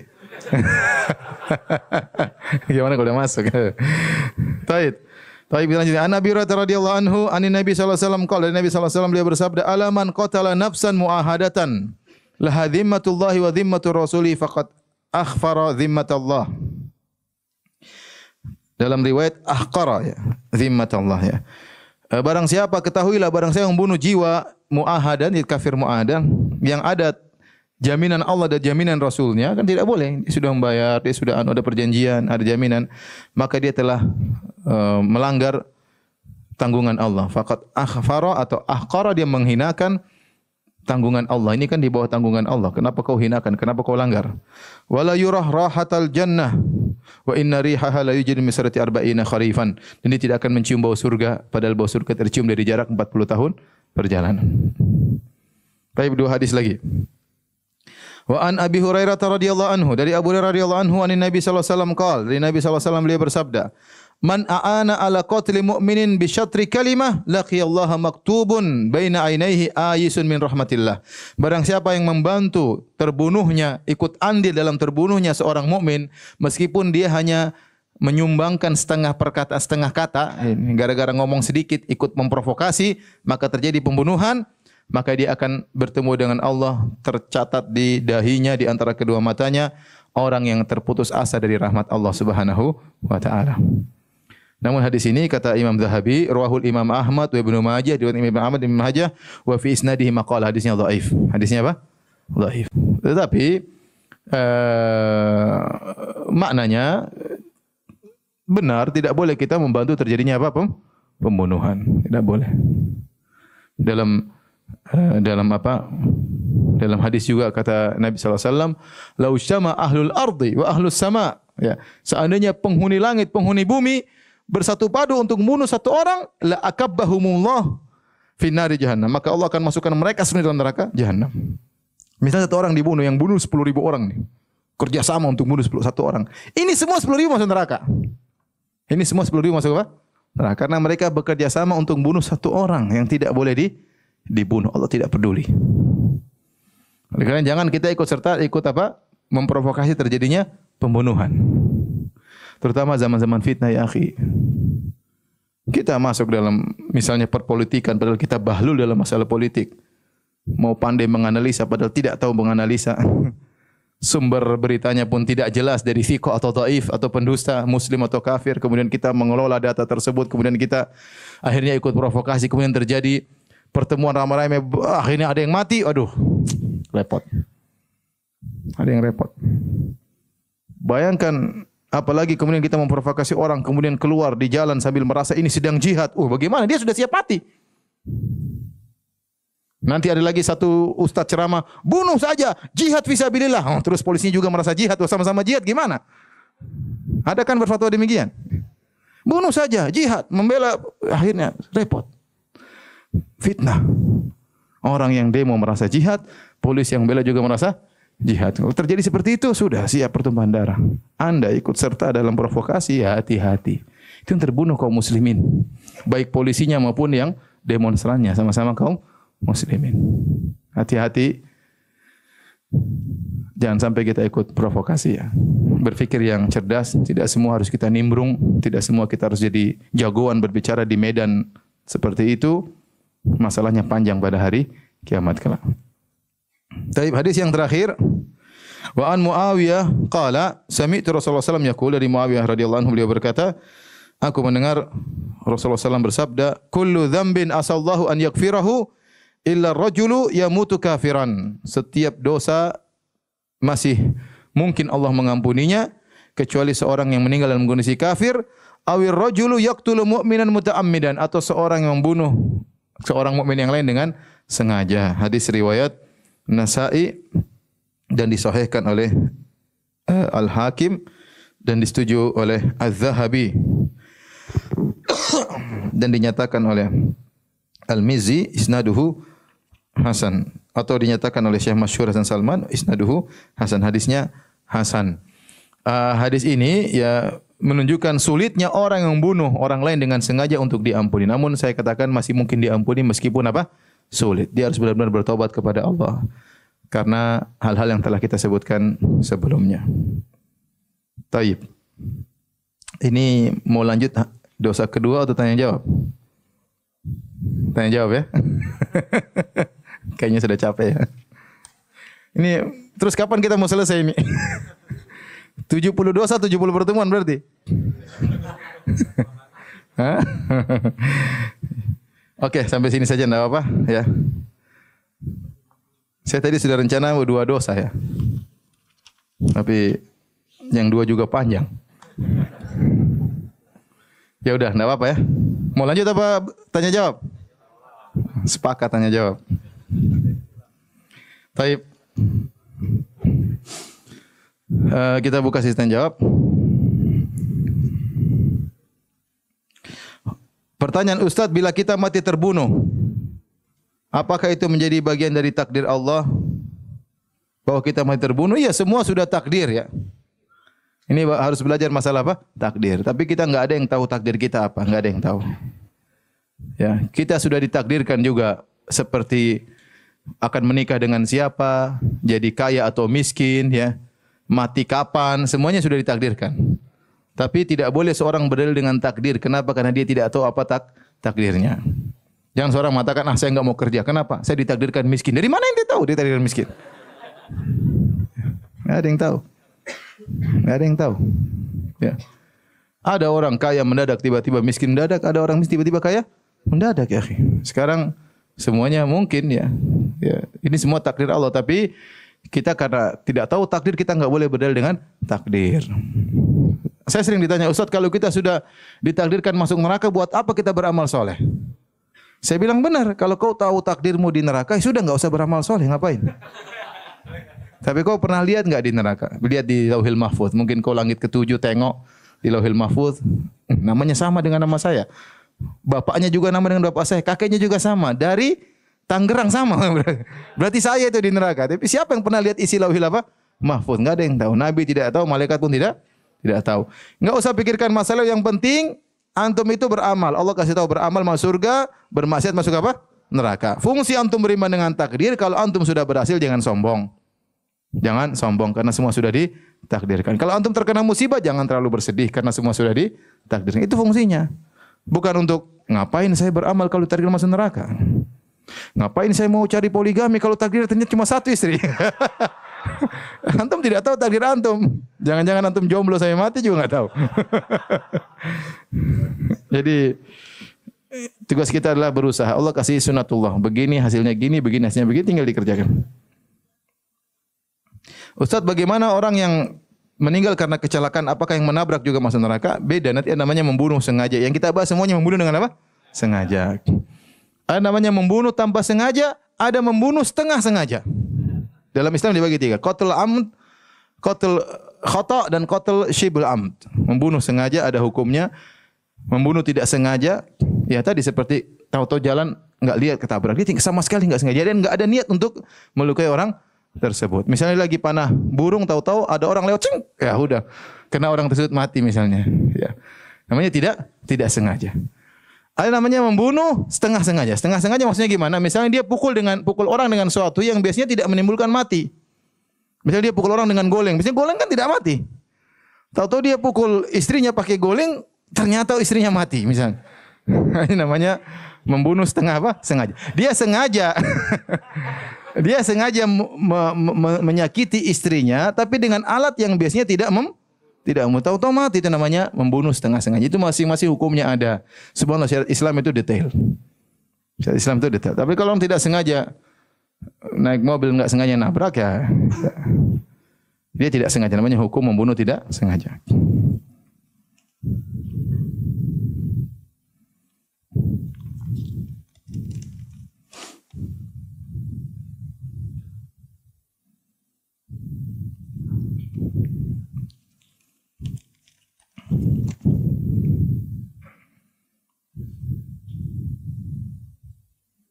Dosakah kita ketika saya mendoakan seorang agar mendapat hidayah, diberikan ganjaran sesuai dengan perbuatannya, yang kalau menzalimi, dan agar Allah mengampuninya? Fulan selalu mencemoohkan kajian-kajian sunnah. Kemudian qadarullah fulan itu jatuh sakit. Apakah hal ini terjadi sebagai teguran dari Allah kepada si fulan? Bisakah saya anjurkan dia untuk diruqyah? Intinya, tidak usahlah kita doakan keburukan kepada seorang kecuali dia benar-benar apa? Benar-benar kezalimannya merata, kemudian ya itu boleh-boleh saja kita berdoa, ya Allah, selesaikan dia ya Allah. Kezaliman yang terlalu apa? Banyak. Beri hidayah atau selesaikannya. Kalau orang baru diganggu sedikit, kita nih masa sedikit marah, sedikit apa? Marah. Orang ganggu sedikit baru maki-maki sedikit, ya sabar ya. Doain ya Allah beri hidayah, gitu aja, enggak usah ya Allah beri hidayah atau selesaikan. Nah, itu kecuali orang yang benar-benar zalim, yang benar-benar parah, ya itu boleh-boleh saja ya. Tapi kalau orang cuma tetangga, cuma orang mungkin maki-maki kita di medsos, orang ya sudahlah biarin aja lah. Itu daripada lika-liku kehidupannya. Setiap nabi ada musuhnya ya. Setiap nabi ada musuhnya ya. Itu ladang pahala. Kalau iblis mati selesai, kita enggak bisa cari, enggak ada dakwah, selesai, semua jadi orang baik. Kalau jadi orang baik, ustaz enggak ada kerjaan ya. Iya, ya udahlah.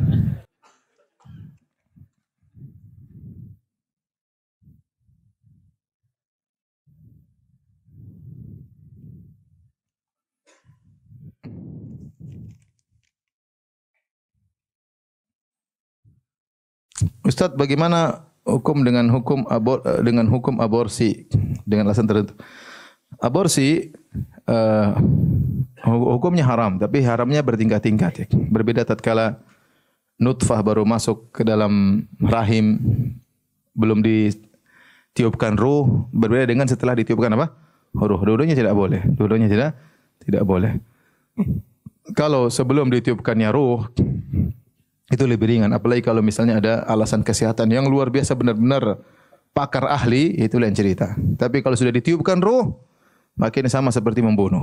Maka tidak boleh. Oleh karenanya secara umum ya, tidak boleh aborsi jika sudah lewat dari 120 hari karena ruh sudah ditiupkan. Adapun sebelum 120 hari, maka hukumnya juga tidak boleh, tapi keharamannya lebih ringan kecuali dalam kondisi darurat. Kecuali dalam kondisi darurat. Karena Allah mengatakan faja'alnahu fi qararim makin. Kami jadikan manusia dari nutfah, kami jadikan di tempat yang kokoh. Allah yang menjadikan, maka ente jangan rubah-rubah. Ente jangan, Allah yang menjadikan dia di rahim, jangan kau rubah-rubah. Ya. Tetapi ada hal misalnya kalau diteruskan ibunya akan meninggal atau yang lainnya, itu lain cerita ya. Hukum keluar daripada hukum asal. Tapi kalau sudah sampai 120 hari sudah ada ruh, berarti dia sudah hidup. Kalau ente bunuh, berarti ente yang membunuh apa? Orang. Hukumnya seperti membunuh.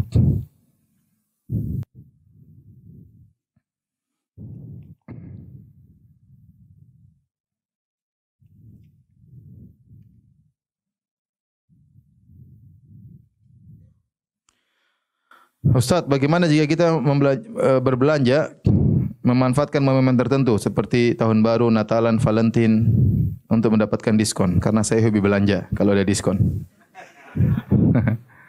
Para ulama mengatakan tidak mengapa ya. Kalau misalnya memang kita selalu belanja ya, kebetulan di hari tersebut ada diskon, enggak apa-apa kita ambil diskon apa? Tersebut. Tapi jangan ikut selamat ya. Jangan ucapkan apa? Jangan ikut mengucapkan apa? Selamat. Bagaimana bila seorang membunuh karena terdesak seperti ingin diperkosa atau ingin dirampok? Ya, ini lain cerita. Ini berarti dia membunuh dengan hak. Membunuh dengan apa? Dengan hak. Yang dilarang adalah membunuh tanpa hak. Ya. Kalau dia membunuh dengan hak, kalau dia tidak ada perampok datang dan dia ingin membela hartanya, membela keluarganya, dia meninggal mati syahid. Kata Nabi sallallahu alaihi wasallam, "Man qutila duna malihi fahuwa syahid." Barang siapa meninggal karena membela hartanya, dia mati syahid. Contohnya ada begal datang, kemudian dia melawan dan dia mati syahid. Tapi kalau dia aduh ambil motor istri saya masih ada, sudah ambil aja motor, enggak ngapain.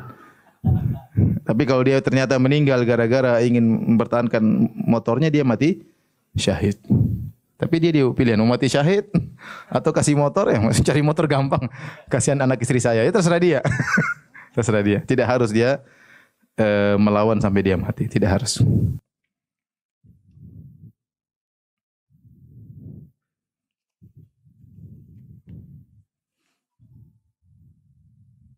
Ustaz, bila ada lelaki soleh yang hendak menikah dengan seorang akhwat, namun ayah dari akhwat tersebut selalu menolaknya dengan hujah ingin anaknya sukses dulu dalam dunianya. Lalu bila akhwat tersebut terus minta izin ke ayahnya dengan mengutamakan adab, apakah akhwat tersebut berdosa karena sering minta izin untuk menikah? Tidak berdosa. Tidak berdosa. Hak ayah ya untuk menikahkan anaknya. Ya, untuk menikahkan anaknya. Kalau ternyata sang ayah menolak tanpa alasan syar'i ya, berulang-ulang, maka perwalian sang ayah bisa gugur. Caranya bagaimana? Pergi ke mahkamah atau untuk minta cari wali yang lain ya. Maka bisa digugurkan oleh mahkamah atau kalau pengadilan agama atau KUA, saya enggak tahu kalau di sini ya. Tetapi sebaiknya kita sabar ya, namanya orang tua ya, enggak usah kita sampai pada tahapan tersebut. Orang tua mengatakan kamu sukses dulu ya. Kita tinggal rayu orang tua, sampaikan ya bahwasanya saya khawatir saya bermaksiat, saya khawatir ini ada orang soleh. Kalau kita tolak nanti dosa dan yang lainnya, sampaikan ke orang tua dan ini tidak berdosa. Kita menjelaskan hukum syar'i kepada orang tua.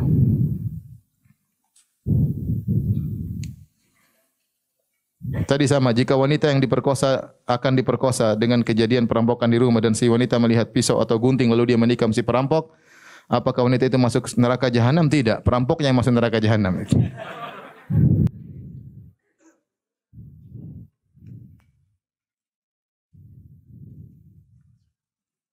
Jadi yang kita bahas ini membunuh tanpa apa? Hak.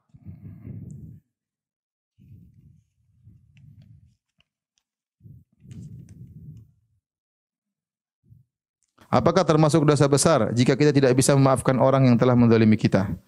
Qadarullah saya dikeluarkan dari pekerjaan tanpa alasan uzur hingga saya tidak bisa menafkahi orang tua saya. Afwan, saya masih menangis ketika mengingat perihal tersebut dan sisi lain saya takut saya telah melakukan dosa karena tidak memaafkan dan sulit melupakan. Kalau tidak maafkan bukan dosa. Orang dizalimi, Allah kasih dia pilihan ya. Ingin balas boleh, ingin maafkan apa? Boleh ya. Dia ingin nuntut hari kiamat, silakan. Itu hak dia, dia dizalimi. Tapi kalau saya jadi dia, saya lebih baik memaafkan. Ngapain kita enggak memaafkan? Kita sedih, nangis. Ya sudahlah. Kita percaya dengan takdir. Ini apa takdir? Allah. Daripada kita sibukkan dengan kesedihan diri kita sendiri. Kalau setiap orang zalimi kita, kita tidak maafkan, kita sendiri yang tersiksa. Meskipun secara hukum syar'i boleh. Saya enggak maafkan, terserah saya nanti hari kiamat. Tapi mending kita maafkan, pahalanya lebih besar daripada kita nuntut hari kiamat. Di depan kita ada dua. Anda enggak maafkan dan nuntut hari kiamat, ya Anda dapat keuntungan hari kiamat karena nuntut dia. Atau Anda maafkan dosanya, pahalanya lebih besar. Pilih mana? Pilih maafkan, dosanya pahalanya lebih besar, Anda lebih tenteram. Ya, Anda lebih tenteram. Ya sudahlah. Orang zalimi kita ya sudah takdir mau diapain.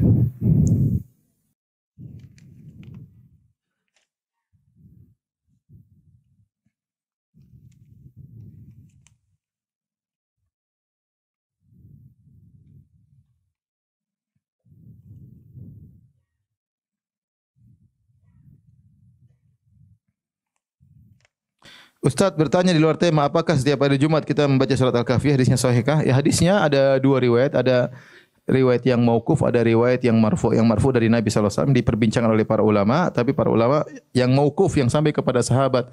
Kalau tidak salah Abu Sa'id Al-Khudri hadisnya sahih. Jadi tatkala hadis ini bukan perkataan Nabi, tapi perkataan siapa? Sahabat. Sahabat membaca surat Al-Kahfi akan diberi cahaya sampai Jumat berikutnya. Namun kata para ulama meskipun dia hadis mauquf tapi hukumnya hukum marfu karena enggak mungkin sahabat bicara tentang hal yang gaib. Ya. Jadi hadisnya ada dua riwayat, riwayat dari Nabi hadisnya dhaif, riwayat dari sahabat hadisnya apa? Sahih. Ini saya bahas di awal tafsir surat Al-Kahfi. Bisa lihat di YouTube, tafsir Al-Kahfi sudah sampai seri 7. Seri pertama saya bahas masalah ini.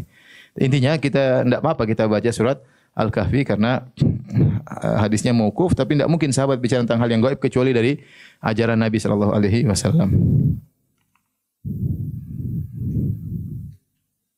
Ustaz, alhamdulillah suami saya rajin ke masjid, rajin kajian sunnah, berpenampilan sunnah, tapi dia masih suka mendengarkan campur sari, wayang, ketoprak. Dinasihati aja alhamdulillah, dinasihati. Ya, dia tahu itu enggak boleh, cuma dia nasihati aja.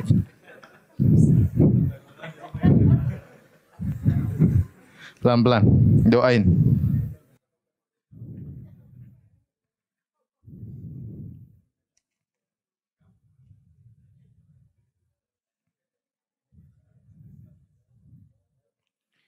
Seorang rakyat biasa terbunuh karena ada perang di negerinya. Dicatat sebagai apa? Mati apa? Kalau dia dizolimi, dia insya Allah mati syahid. Dia dizolimi, dia mempertahankan hartanya, kemudian dibunuh oleh musuh, ini mati syahid.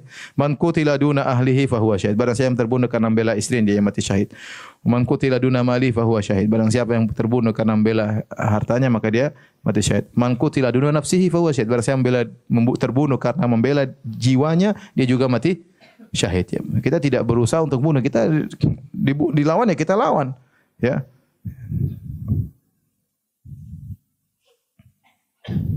Seperti misalnya negara kita diserang misalnya. Hampir terjadi perang melawan Cina karena ingin menang apa? Natuna misalnya. Kemudian Cina turun sini ingin perang sama kita. Kita bela negara kita, kan bela harta kita, ya tidak? Bela harta kita, bela kepemilikan negara, mati syahid kalau kita seandainya terjadi peperangan. Tapi alhamdulillah tidak ada peperangan. Kita tidak ingin terjadi peperangan. Peperangan itu menyakitkan. Ya terbunuh, membunuh dan yang lain. Tapi kalau terjadi, ya, kita bela negara ya, karena Allah Subhanahu Wa Taala, maka matinya mati syahid.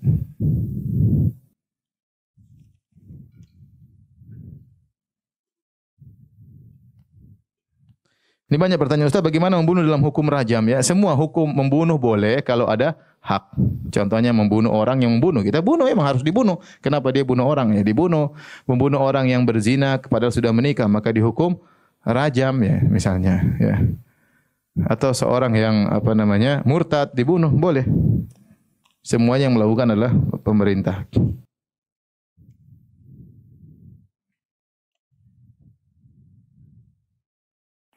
Apakah hadis dhaif jika dikumpulkan akan menjadi hasan atau naik derajatnya? Ini masalah ilmu hadis ya. Jadi hadis-hadis ada beberapa model. Ada hadis dhaif bertingkat, ada hadis palsu. Hadis palsu enggak mungkin naik derajatnya. Hadis dhaif ada dua, hadis dhaif jiddan atau mungkar, ini juga tidak mungkin naik derajatnya. Tapi kalau hadis dhaif biasa, tidak terlalu parah dhaifnya, kalau datang dalam berbagai riwayat maka bisa naik menjadi derajat hasan li ghairihi. Hasan li ghairihi.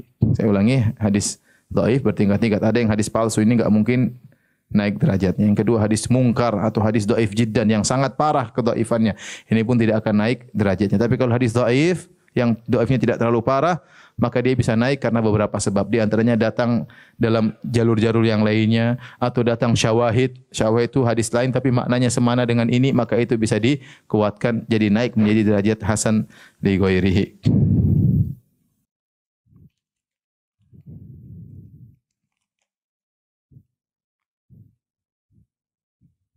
Baik, demikian saja ya. Demikian saja kajian kita.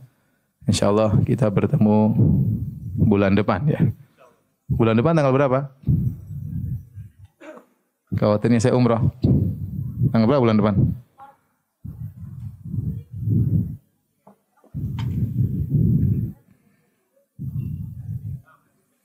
Tanggal 6. Tanggal 6 aman insyaallah karena saya berangkat tanggal 7 ya. Insyaallah tanggal 6 kita bertemu lagi ya. Demikian ya, kecuali Allah mentakdirkan yang lain. Baik, subhanakallah bihamdik asyhadu an la ilaha illa anta astaghfiruka wa atubu ilaik. Assalamualaikum warahmatullahi wabarakatuh.